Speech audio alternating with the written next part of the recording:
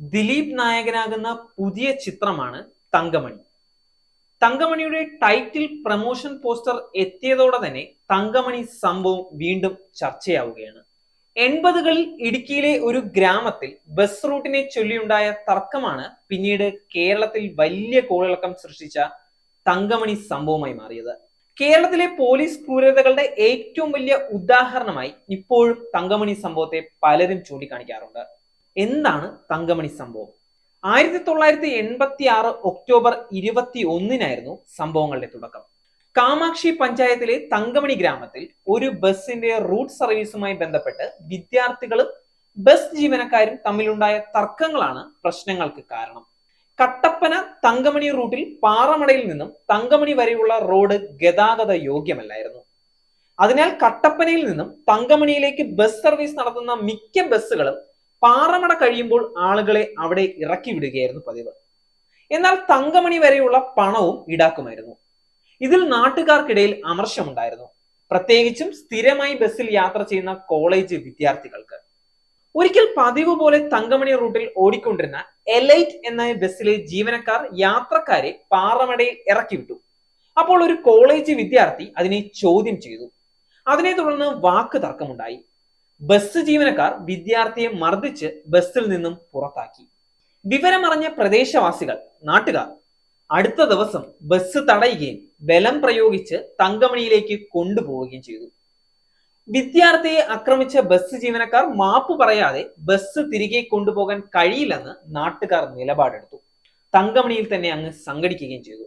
എന്നാൽ ഇതിൽ പ്രകോപിതനായ ബസ് ഉടമ ദേവസ്യ പോലീസുമായി എത്തി ബസ് ബലമായി കൊണ്ടുപോകാൻ ശ്രമിച്ചു.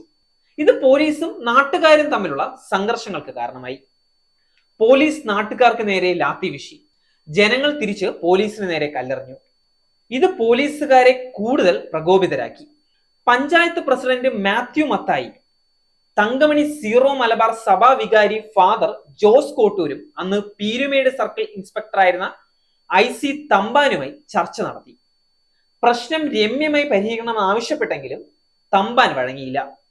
തമ്പാന്റെ നേതൃത്വത്തിലുള്ള പോലീസ് സംഘം പിറ്റേ ദിവസം തങ്കമണിയിൽ എത്തുകയും യാതൊരു മുന്നറിയിപ്പുമില്ലാതെ ജനങ്ങൾക്ക് നേരെ നിഷ്ഠൂരമായി വെടിവെക്കാൻ കൽപ്പിക്കുകയും ചെയ്തു. വെടിവെപ്പിൽ കോഴിമല അവറാച്ചൻ എന്നയാൾ സംഭവ സ്ഥലത്ത് വെച്ച് തന്നെ മരണപ്പെട്ടു. ഉടുമ്പക്കൽ മാത്യു എന്ന ആൾക്ക് 2 കാലുകൾ നഷ്ടപ്പെടുകയും ചെയ്തു. ഇതോടെ പരിഭ്രാന്തരായ നാട്ടുകാർ പല ഇടങ്ങളിലായി സംഘടിച്ചു. അതോടെ ജില്ലയിലെ വിവിധ പോലീസ് സ്റ്റേഷനുകളിൽ നിന്നും പോലീസുകാർ നിരവധി വാഹനങ്ങളുമായി തങ്കമണിയിലേക്ക് എത്തി.